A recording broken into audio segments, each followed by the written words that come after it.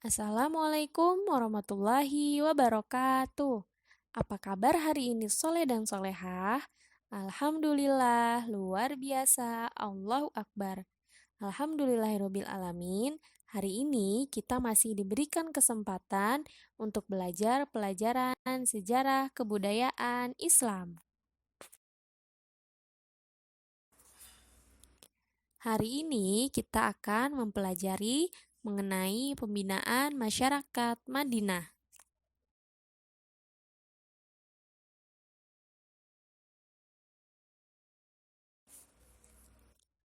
D. Nabi Muhammad SAW membina masyarakat Madinah dalam bidang sosial. Nabi Muhammad SAW berusaha dengan sekuat tenaga untuk mempersatukan kaum Ansor dan Muhajirin. Nabi Muhammad SAW dalam mempersatukan kaum Ansor dan Muhajirin ini sangat mendasar dalam perkembangan ajaran Islam. Tujuan dari persaudaraan antara kaum Ansor dan Muhajirin ini antara lain menghilangkan fanatisme jahiliyah dan tidak ada suatu apapun yang dibela kecuali hanya Islam. Di samping itu, juga menghapus perbedaan-perbedaan keturunan, warna kulit, dan daerah.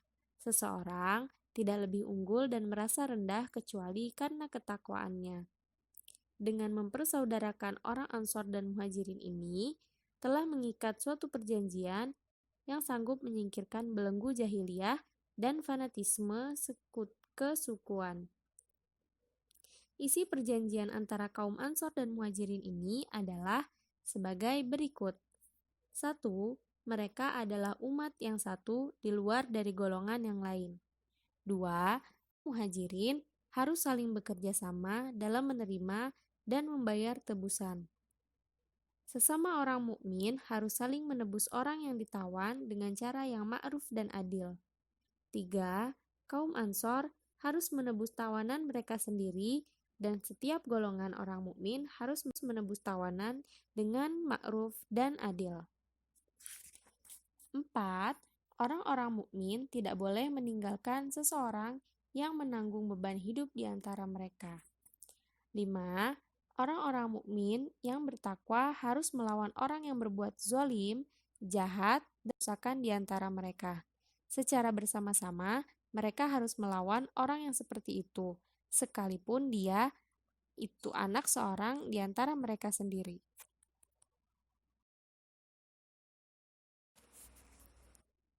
6.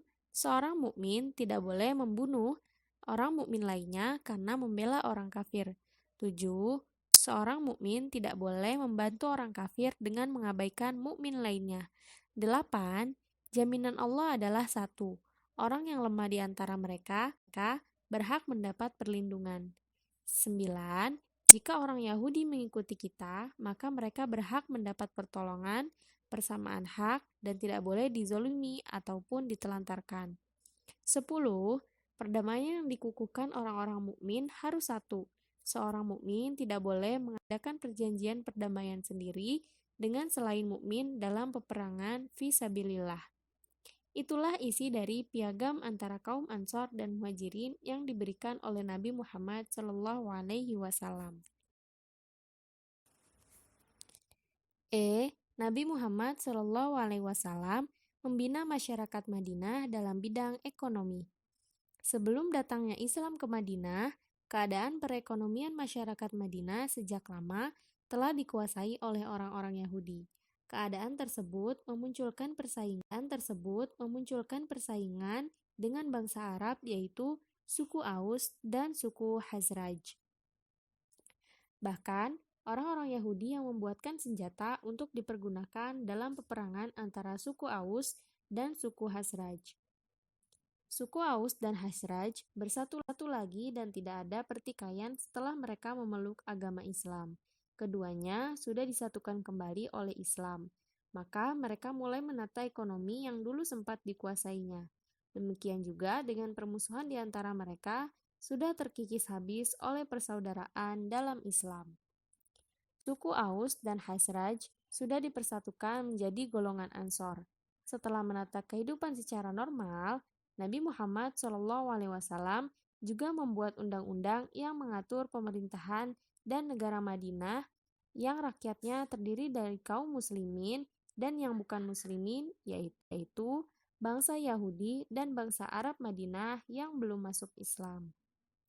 Di masa awal, kehidupan ekonomi masih dikuasai oleh bangsa Yahudi, sementara kaum Ansor yang baru saja bangkit masih menata perekonomian mereka.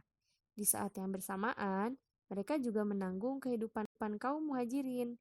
Keadaan perekonomian kaum Ansor yang seperti itu dipahami oleh Nabi Muhammad SAW, yang saat itu memberikan bantuan dan perlindungan bagi kaum Muhajirin. Usaha Rasulullah SAW dalam membina masyarakat Madinah dan kegiatan perekonomian adalah mengusahakan perdagangan yang lebih baik. Kita ketahui dalam sejarah Rasulullah, sejak masih muda sudah berpengalaman dalam urusan perdagangan. Bagi kaum muhajirin yang mempunyai keahlian dagang, segera memulai untuk berdagang ke pasar. Sementara kaum Ansor segera menggarap lahan pertaniannya bersama kaum muhajirin yang punya keahlian bertani. Bagi kaum muhajirin yang miskin dan tidak mempunyai keahlian apa-apa, maka Nabi menyediakan tempat tinggal di salah satu serambi Masjid Nabawi. Bagi mereka yang miskin dan lemah tadi, kehidupan sehari-harinya ditanggung bersama kaum muslimin yang ekonominya kuat. Dengan pembinaan ekonomi inilah, maka kehidupan bangsa Madinah semakin tertata rapi dan bisa dinikmati oleh kaum muhajirin. Mereka bisa hidup berdampingan Ansor, Muhajirin, dan Yahudi. Bersamaan dengan lancarnya kehidupan ekonomi masyarakat Madinah, juga turun beberapa wahyu seperti syariat perdagangan, larangan riba, larangan judi, larangan minum arak, anjuran sedekah, perintah zakat, dan perintah puasa. Rasulullah dalam mengembangkan perekonomian di Madinah menerapkan beberapa aturan dalam berdagang, antara lain sebagai berikut. 1. Dalam berdagang dilarang bersumpah palsu. 2. Membantu yang membutuhkan. 3. Tidak boleh menggunakan riba. 4. Berdagang dengan benar dan jujur. Dan yang terakhir, tidak boleh menimbun barang dan melakukan monopoli. Dengan membina dan membangun perekonomian yang menggunakan sistem perdagangan yang lebih baik, maka Madinah pada saat itu menjadi pusat perdagangan di wilayah Jazirah Arab.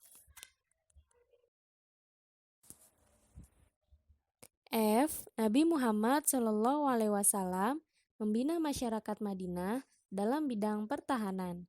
Rasulullah menetapkan kekuatan iman dan akidah sebagai pertahanan yang utama dalam negara. Rasulullah berkeyakinan bahwa sadar akidah yang benar dan kuat akan tumbuh semangat membela agama Islam. Berkaitan dengan telah terbentuknya masyarakat di Madinah, Nabi Muhammad SAW kemudian menetapkan sebuah dustur atau undang-undang.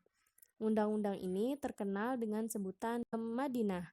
Piagam Madinah membuat ketetapan mengenai hak dan kewajiban bagi kaum muslimin dan non-muslimin. Ditetapkannya Piagam Madinah merupakan peristiwa penting dalam sejarah Islam. Piagam itu kemudian hari membawa perubahan yang sangat besar kehidupan umat Islam. Pembentukan masyarakat Madinah dapat diartikan sebagai terbentuknya negara Islam. Dalam mempertahankan dan membela diri dari musuh-musuh Islam, Rasulullah menggunakan dasar yang kuat, yaitu firman Allah Subhanahu wa Ta'ala sebagai berikut. Surah Al-Anfal ayat 60. A'udzu billahi minasyaitonir rajim. Bismillahirrahmanirrahim.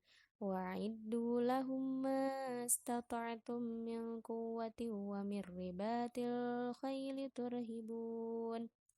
turhibuna bihi aduwallahi wa aduwakum wa akharina min dunihim la ta'lamunahum Allahu ya'lamuhum وَمَا تُنْفِقُوا مِنْ شَيْءٍ فِي سَبِيلِ اللَّهِ يُوَفَّى إِلَيْكُمْ وَأَنْتُمْ لَا تُظْلَمُونَ.